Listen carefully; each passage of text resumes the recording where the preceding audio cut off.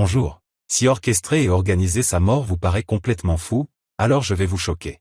Je suis père et grand-père et pourtant j'ai fait croire à mes amis, ma famille et mes abonnés que j'avais rejoint Johnny Hallyday. Je m'appelle Ragnar le Fou, et voici mon histoire. Salut à tous, c'est Mousse. Bienvenue aujourd'hui pour une nouvelle vidéo et j'espère que vous... Allô, oui. Oui, bonjour Madame Berda. Oui, ça peut aller. Qu'est-ce que je peux faire pour vous? Les dernières vidéos? Ouais, vous avez aimé? Ouais, non, ouais, j'imagine. Oui, je peux comprendre, y a pas de souci. Collaborer avec vous? Ah non, je vous avoue que ça va être compliqué. D'une, ma communauté va pas du tout comprendre. Et je vous avoue que voilà, j'ai un problème avec votre éthique. Et contrairement à vous, l'argent passe après. Voilà. Ah non, mais vous pouvez me faire n'importe quelle proposition en termes d'argent. Non, ça se fera pas, vraiment, je vous dis.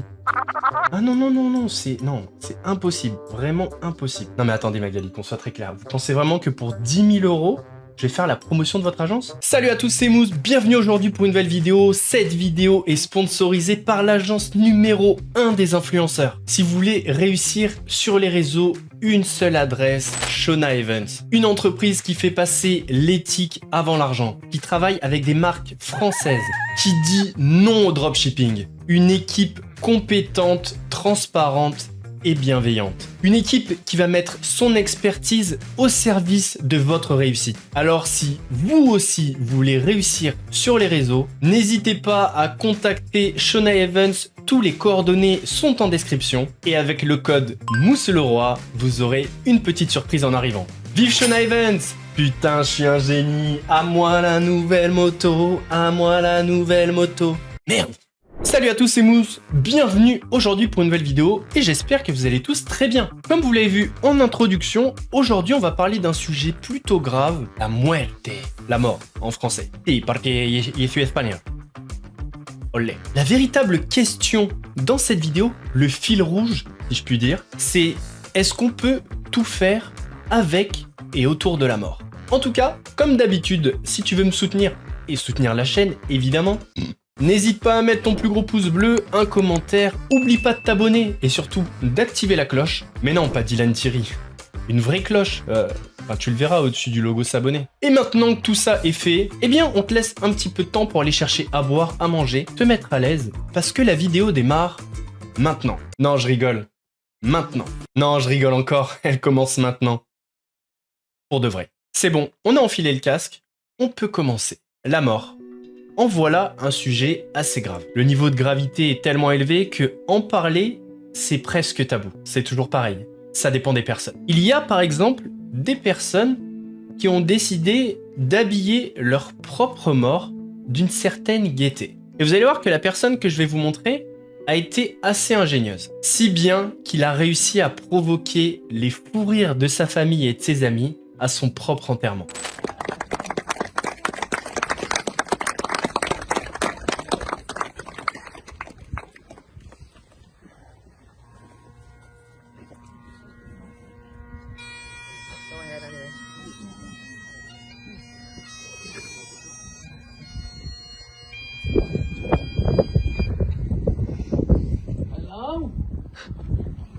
Hello?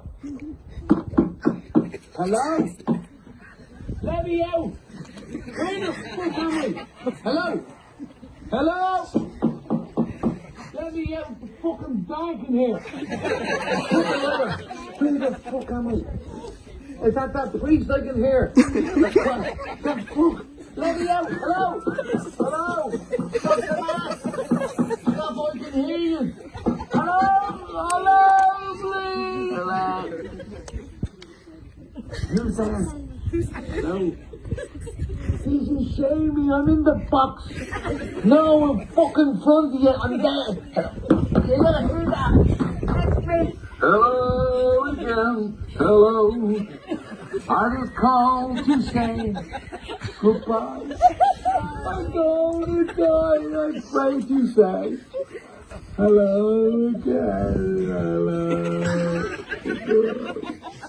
Mais quel génie! C'est une de mes vidéos préférées sur internet. Le mec a réussi à transformer un des moments les plus lourds émotionnellement quand on dit au revoir à quelqu'un en un fou rire général. Et rien que pour ça, chapeau l'artiste. Le dicton disait vrai, c'est les meilleurs qui partent en premier. Mais bon, le sujet du jour est un petit peu différent. Vous l'avez peut-être vu sur TPMP, mais il y a un très gros TikToker belge qui a simulé sa mort. Alors, non seulement il a simulé sa mort, mais en plus de ça, il l'a mise en scène. Et cerise sur le gâteau, il a organisé son propre enterrement où il a invité ses amis, sa famille. Tout ça pour arriver en hélicoptère, s'il vous plaît messieurs dames, pour surprendre ce petit comité. Coucou, c'est moi, je suis pas mort. Alors, c'est un petit peu compliqué de tout vous refaire chronologiquement, puisqu'il a supprimé son compte, puisque vous vous en doutez, ça fait un énorme bordel, un buzz, mais plutôt un bad buzz, mais on en discutera dans la vidéo. Donc il y a plein de vidéos qui ont été supprimées. Alors, on va faire avec ce qu'on a. Ragnar le Fou, le TikToker en question, avait, si je dis pas de bêtises, je crois 1 million d'abonnés sur TikTok. Alors écoutez bien l'histoire et vous allez voir que le mec est allé mais hyper loin dans son truc. Donc ce qui s'est passé, c'est qu'il n'y avait que lui et sa femme au courant. Enfin, on va dire ça, on verra la suite après. Donc sa femme a posté donc sur le TikTok de Ragnar le Fou un message pour annoncer son décès.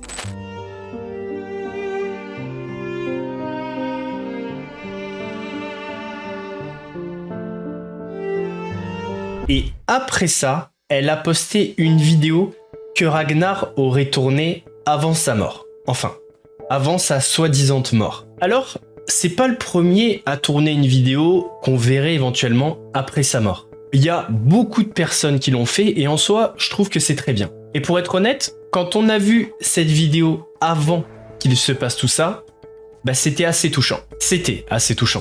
Puisque maintenant on sait tout. Je vous laisse écouter. Salut à tous. Comme vous le savez, j'ai déjà fait plusieurs efforts de ce qui s'ensuit. Donc je prépare quelques vidéos, voire même des centaines de vidéos. Parce que le jour arrivera où je ne serai plus là. Le plus dur, c'est que je sais que je vais laisser mes enfants, ma femme. Mais bon, c'est la vie. Je vous remercie à tous. J'ai passé d'excellents moments avec vous. Même les rageux. Vous tiennent le coup.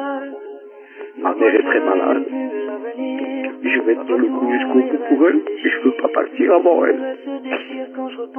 Je vous ai laissé plein de vidéos. Plein de vidéos que ma femme postera régulièrement. Pour vous. Bon, là on est sur TikTok et vous savez que les choses vont très vite. Surtout que c'est un TikToker qui est quand même apprécié et qui a une très grosse communauté. Mais comme dans toute annonce un petit peu dramatique comme ça, il y a une phase de battement où les gens ont du mal à y croire. Ils ne savent pas si c'est vrai ou si c'est faux. Et le truc qui a vraiment convaincu la communauté que Ragnar était bien mort, c'est un message de sa fille. Alors l'original a été supprimé, je vous ai retrouvé l'hommage d'une personne par-dessus la vidéo de sa fille. Salut TikTok. Je sais pas si tu connaissais ce monsieur. C'était Ragnar le Fou. Sur TikTok. J'aimerais aujourd'hui qu'on lui rende hommage, ainsi qu'à tous ses enfants et sa femme, parce qu'il est décédé brutalement. Personne ne s'y attendait, ils ont annoncé son décès aujourd'hui. C'était un grand homme. Il était drôle, jovial. Vraiment, il animait bien TikTok. Il était sympa, j'aimais bien regarder ses vidéos. Repose en paix David, dit Ragnar le Fou. Et condoléances à la famille.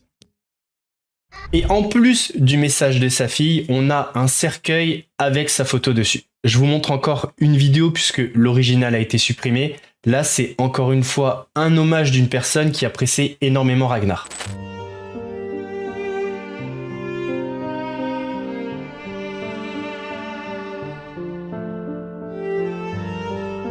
Et des hommages comme ça, il y en a eu des centaines.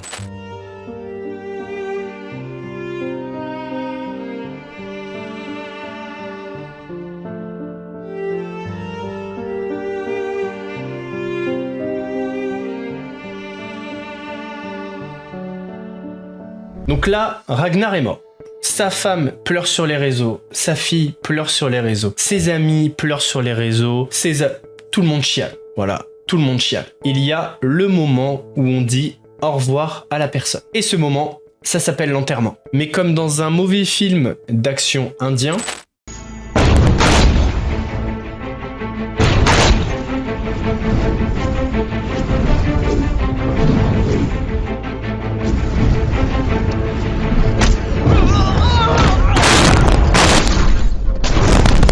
eh bien, tout ne s'est pas passé comme on l'attendait.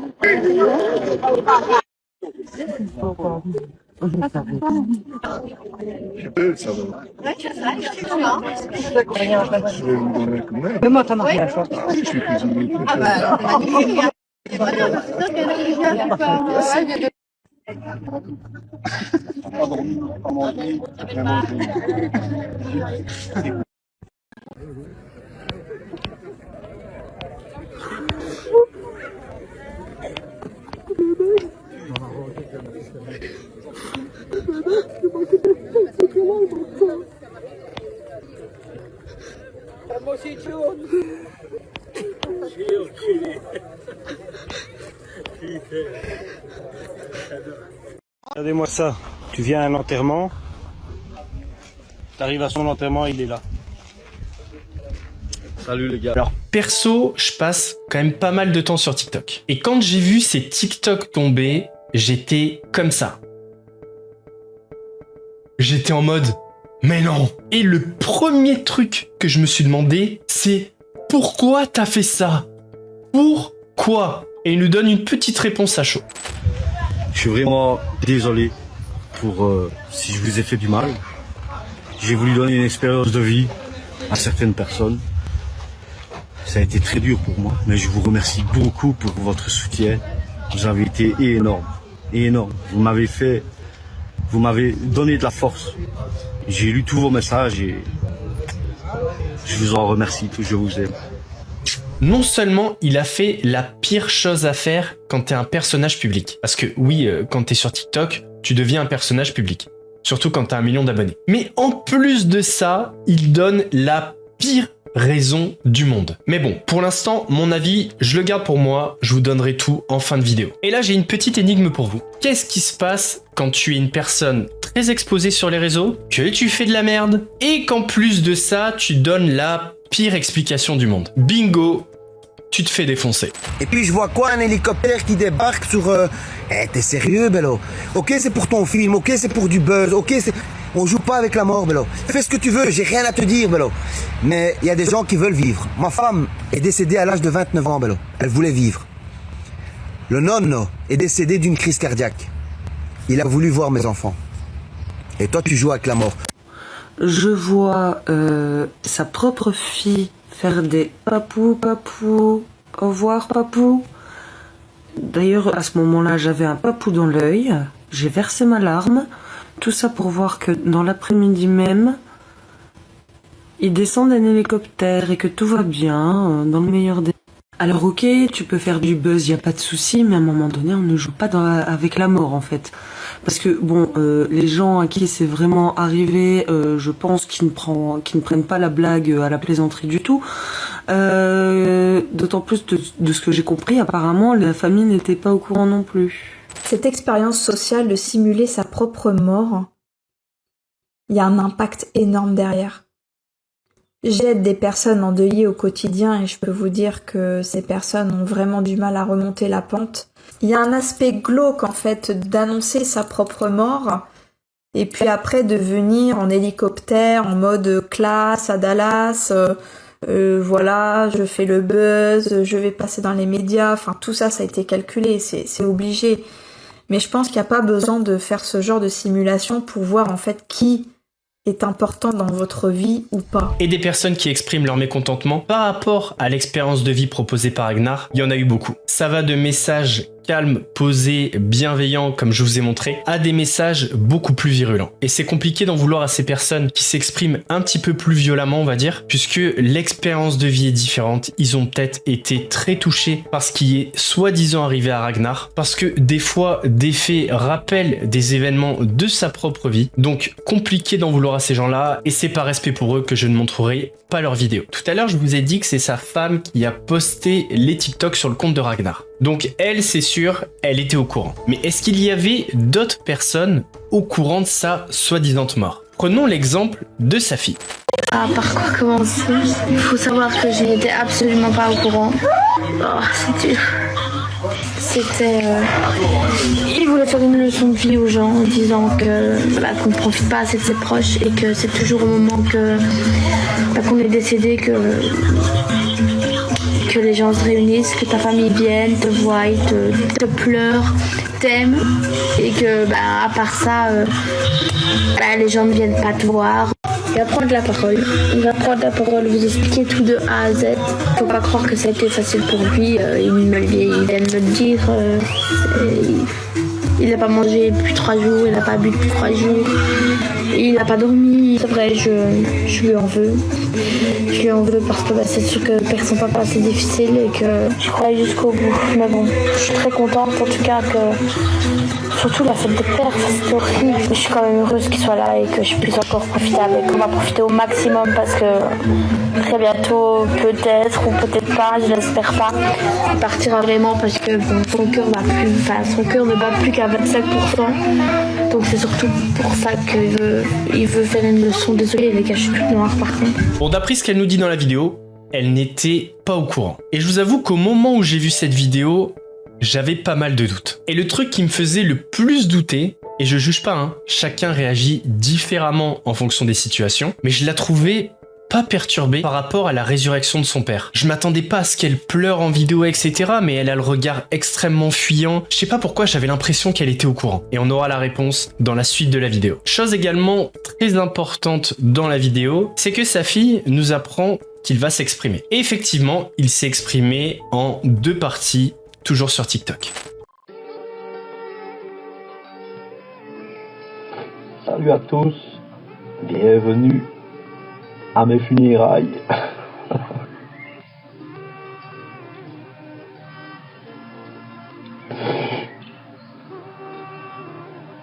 Je ne sais pas qui est là, je n'en sais rien du tout. Je ne sais pas qui viendra. J'aimerais tellement être là avec vous pour pouvoir reprendre ma famille dans les bras. Cousin Joël, peut-être Andy, Anthony, mon oncle Ingo, ma tante Marianne, mon cousin Ludo, ma cousine Isabelle, serrer ma marraine dans les bras, Kevin, Logan.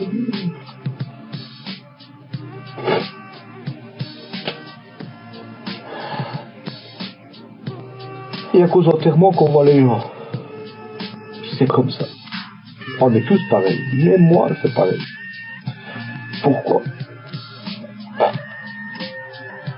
Pourquoi on entend les gens qu'on aime aux enterrements et on ne se voit pas en dehors? Je suis seul, toujours tout seul. Je me sens mal aimé. Pourtant, j'ai jamais rien fait. J'ai pas fait de mal à personne. Ma porte a toujours été ouverte. Et la famille s'est dispersée comme ça. Quand on était jeunes, petits, on était tous en famille. C'était génial tout ça.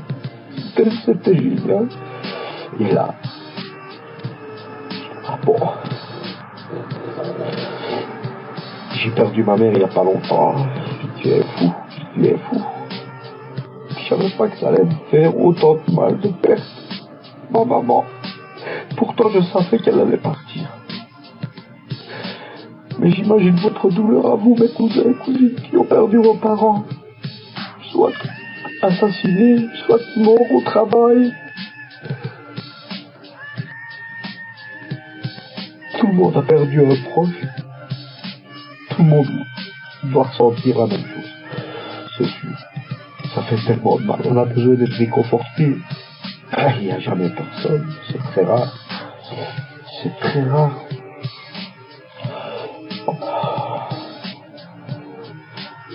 J'aimerais tant vous revoir tous. Tous vous prendre dans mes mains. Tous. Aller manger un petit souper au resto, boire un verre. Venir à la maison, vous dire bonjour, ou que vous venez chez moi. Mais hélas, non. Non. Je crois que c'est dans toutes les familles, pareil. Mais pourquoi, je ne sais pas. C'est bizarre, c'est très bizarre. On a besoin de ça. Enfin bref. Bref, je voudrais remercier plein de personnes. Plein de personnes. J'ai vu des messages énormes. Je ne m'attendais pas à ça. J'ai voulu donner une leçon à certaines personnes. Et c'est moi qui me suis puni tout seul. Parce que ça ne va vraiment pas. Ça fait 2 jours que je ne mange plus, je ne bois plus. Je suis tout déshydraté. J'ai un peu déconné, je vous le dis. Mais je ne sais plus faire marche arrière. Je ne sais plus faire marche arrière.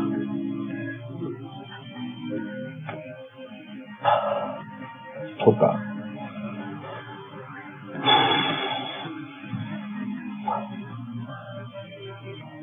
Je voudrais faire toutes mes excuses à toutes les personnes présentes, toutes les personnes qui m'ont soutenu dans, on va dire, dans mon décès. Les messages que je reçois sont énormes. En fait, on se sent aimé le jour de son enterrement, le jour de son décès, enfin, vous m'avez compris. Mais c'est pendant notre vivant qu'on a besoin d'entendre ces choses-là, de voir ces choses-là, pas quand on est mort. Pas quand on est mort.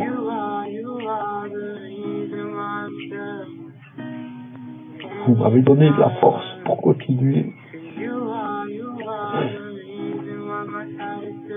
Je suis désolé. En fait, j'ai fait ça aussi pour recommencer ma nouvelle vie. Je veux une nouvelle vie. Je veux recommencer ma vie à zéro. En même temps, pendant ces 3 jours, je me suis senti près de ma mère. Ça fait très bizarre de voir son décès. Toutes les personnes qui font leur condoléances, pas beaucoup de monde vivront ça. Moi, j'ai vu mon décès. Je suis en train de vivre ma mort et c'est très dur. Très, très dur. Je suppose que vous l'avez compris, je ne suis pas mort, je suis vivant. Je suis vivant. Et je compte profiter de la vie maintenant, à fond avec vous aussi, bordel.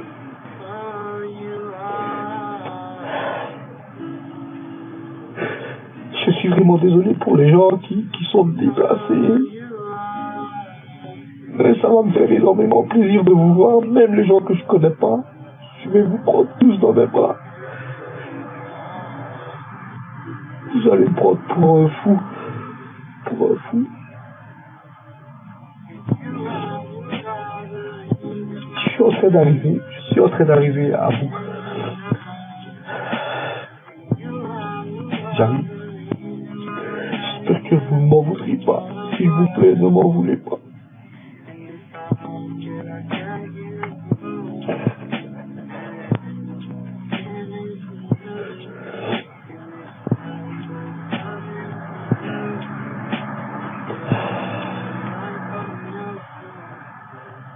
C'est tellement dur.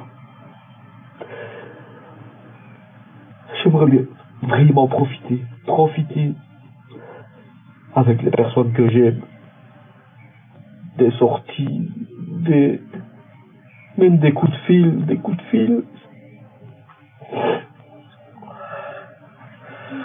mes cousins, mes cousines, mes tantes.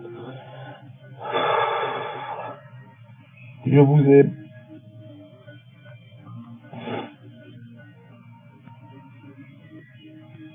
Mère Angélique, merci à vous.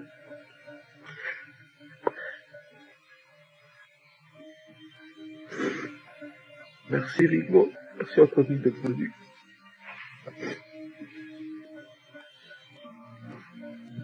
Profitez de la vie au maximum. On n'a rien du tout. Rien du tout. Et alors maintenant, tous morts d'une putain de maladie d'Hulkinton. Maladie de merde. J'espère que ça va s'arrêter.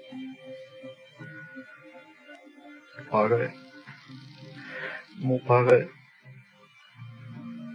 Il me manque aussi. Iwan. Non mais là on est dans la métaverse. Le mec il chiale parce qu'il est en train de vivre sa propre mort et que c'est dur. Tu sais Ragnar, t'étais pas obligé de mettre en scène ta mort. Vraiment t'étais pas obligé. Tu pouvais continuer à vivre normalement.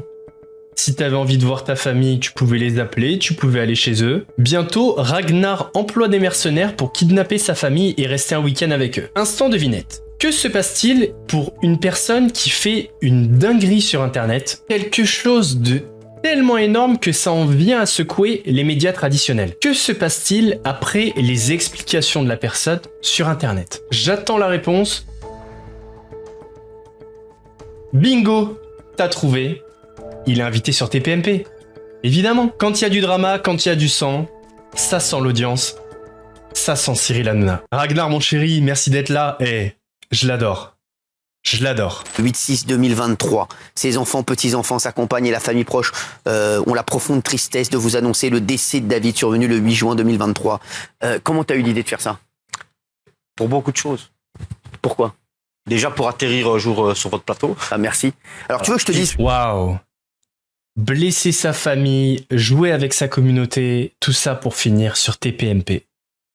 J'ai même pas les mots. Tout le monde se pose la question de à quoi ressemblerait son enterrement, mine de rien, et quelle serait la réaction des gens. T'as fait un truc auquel tout le monde pense? Non. Non. Clairement pas. Rassurez-moi dans les commentaires, mais je suis le seul à pas du tout me poser cette question. Parce que vraiment, je me la suis jamais posée. Mon enterrement, ça m'intéresse pas du tout. Ma vie, oui. Mon enterrement, pas du tout. D'abord, je voulais faire mon propre reportage sur une leçon de vie que moi je suis en train de vivre en fait. Donc, mais pour faire un reportage, il faut des images, il faut plein de choses. Donc, et je voulais que ce soit quelque chose de réel. Mais c'est qu'il est pas con le barbu. Pour faire un reportage, faut des images. Ok. Très bonne explication. Par contre, côté réel, je sais pas si tu sais, mais dans les Dents de la Mer, il y a aucun requin qui mange des hommes.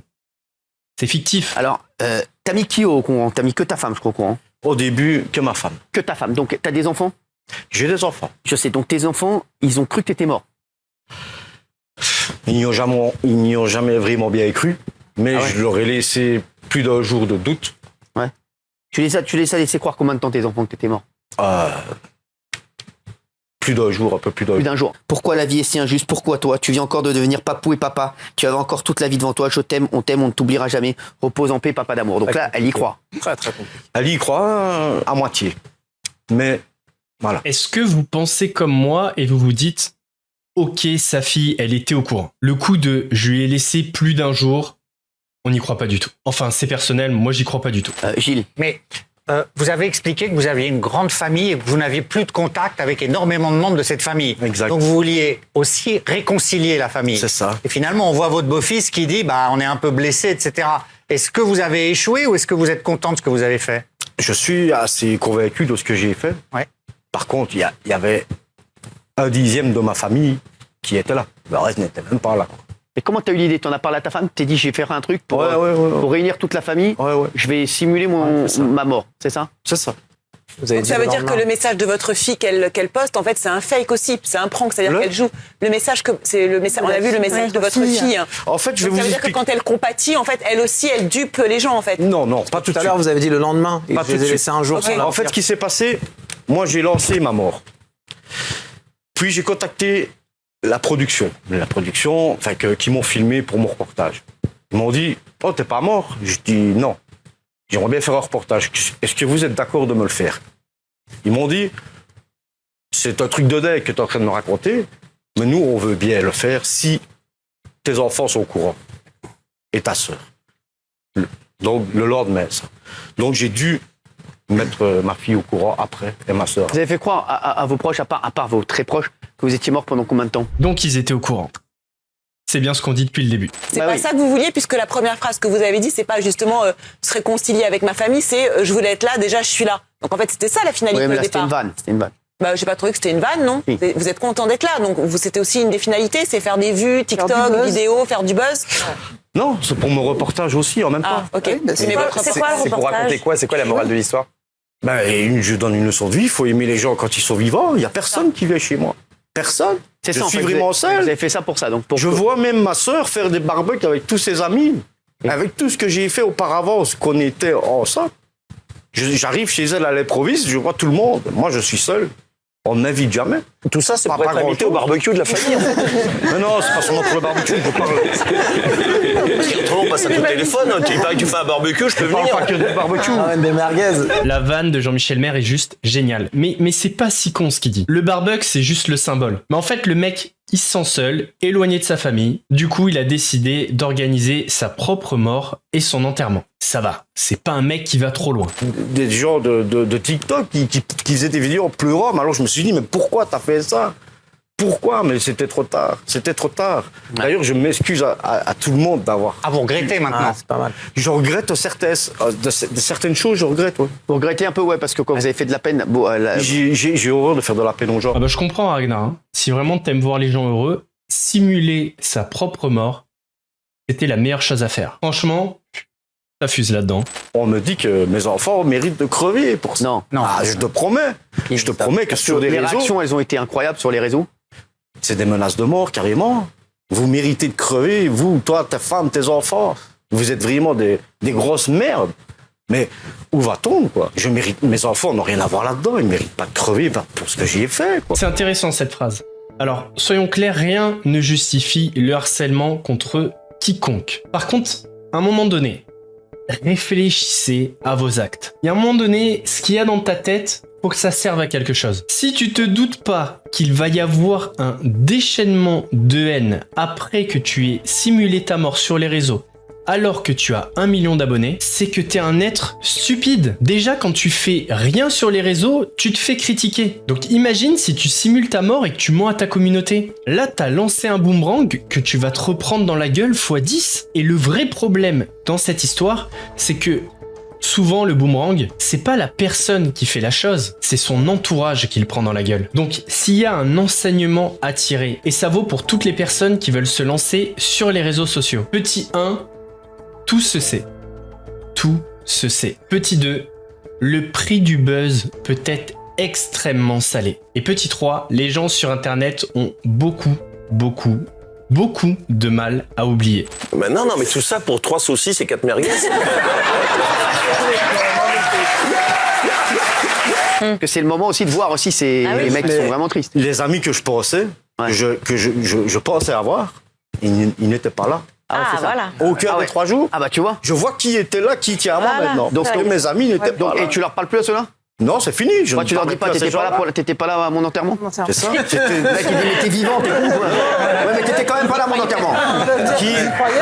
Qui ne rêverait pas de voir ses propres funérailles? Non mais c'est vrai. Qui aurait ses propres funérailles? Et donc toi t'as tout vu? Moi j'ai tout. Bon, il m'a gonflé lui, avec son putain de fantasme de savoir qui il y aura aux funérailles. Putain, rassurez-moi dans les commentaires s'il vous plaît, j'ai l'impression d'être fou. C'est quoi, c'est un fantasme commun? Qu'est-ce qu'on en a à foutre de savoir qui il y aura à nos funérailles? Ce que j'ai envie de savoir, c'est qui il y aura dans ma vie. Qui sera là quand je traverserai des tempêtes? Qui sera là pour partager mes peines? Qui sera là pour partager mes victoires? Qu'est-ce que je m'en fous qu'il y ait 600 personnes quand je serai dans une putain de boîte? C'est quoi ce fantasme là? Au-delà de ça, il y a un truc qui me dérange, c'est le côté forceur. Imaginons qu'il s'est pas bien comporté dans sa vie avec une personne. Là, la personne voit que Ragnar est mort et se dit « Bon, c'est vrai qu'on s'est plus parlé pendant longtemps, mais je vais quand même lui rendre un dernier hommage. » Et là, il voit Ragnar descendre de l'hélicoptère. Ah mais moi, je pète un câble. Et le deuxième cas, c'est qu'il a l'air d'en vouloir à certaines personnes qui ne sont pas venues. Mais encore une fois, on sait pas ce qu'il a fait, Ragnar. Si ça se trouve, il a fait des dingueries à des gens et ces gens-là n'ont plus envie d'entendre parler de lui, et pas envie d'aller à ses funérailles. Alors certes, ça va loin, mais on sait pas. C'est vraiment un des pires moments que j'ai vu sur TPMP, c'était complètement lunaire. Si on fait le débrief, globalement, il se sentait mal dans sa peau, un énorme sentiment de solitude, mais en même temps, il avait envie de faire un reportage et donner une leçon de vie. Et c'est tout ça qui a donné l'idée à Ragnar de simuler sa mort pour apitoyer sa famille et qu'elle revienne vers lui, le tout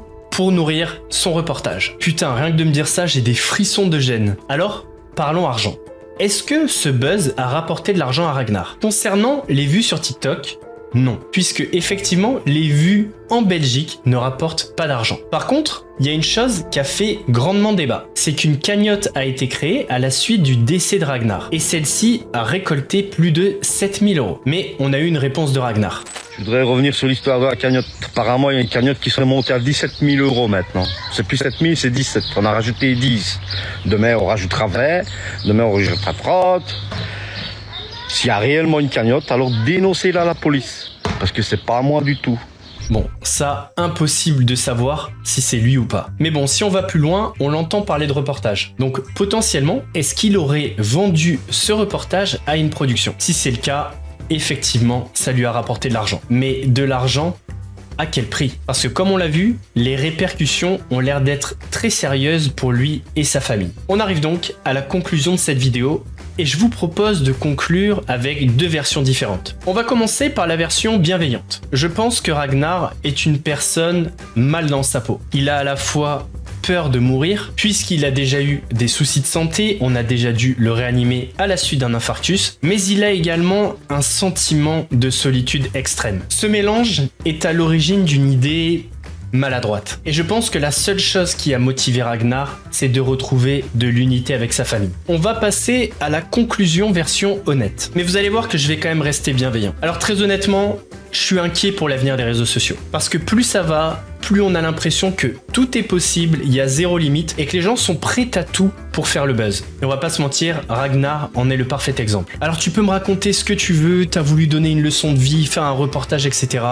Je n'y crois pas du tout. Je pense qu'il est victime d'un phénomène assez fréquent sur les réseaux, c'est la gestion entre le virtuel et le réel. Parce que Ragnar, quand il poste une vidéo, il va faire peut-être 300, 400, 500 000 vues, parfois 1 million. Donc il va avoir des messages d'amour, de soutien, de peut-être 600 ou 700 personnes différentes. Donc à ce moment-là, t'as l'impression d'être quelqu'un. T'as l'impression d'être le roi du monde. Et quand il revient dans cette réalité où il a déjà un sentiment de solitude vis-à-vis de sa famille, eh bien le gap est beaucoup trop gros pour lui. Alors pour nous, ça nous paraît fou. Il a sa femme, ses enfants, il est grand-père. Mais je suis persuadé que ce rapport entre j'ai 1 million d'abonnés, tout le monde s'inquiète pour moi, tout le monde me souhaite le meilleur, je reçois plein de DM de gens qui veulent avoir des nouvelles de moi. Et cette vie réelle où je suis seul avec ma femme, mes enfants et mes petits-enfants, eh bien c'est ce qui l'a conduit à ce craquage. Il me fait penser un petit peu à, vous savez, ces personnes qu'on avait au collège ou au lycée, prêtes à tout pour attirer l'attention, à inventer des histoires pour qu'on s'apitoie sur leur sort. Ben Ragnar, il me fait penser à ces personnes-là. Donc même si je suis révolté par cette histoire, au fond de moi j'ai de la peine pour lui. Et je suis persuadé qu'il va s'en mordre les doigts toute sa vie. On arrive donc à la fin de cette vidéo. En tout cas, j'espère qu'elle vous a plu. N'hésitez pas à me donner votre avis en commentaire. Ça m'intéresse toujours. Alors, je réponds pas toujours aux commentaires, mais je les lis quasi tous. Donc, dites-moi ce que vous pensez de Ragnar, de cette affaire. On se retrouve vendredi prochain. En attendant la prochaine vidéo, prenez soin de vous. Mousse vous salue.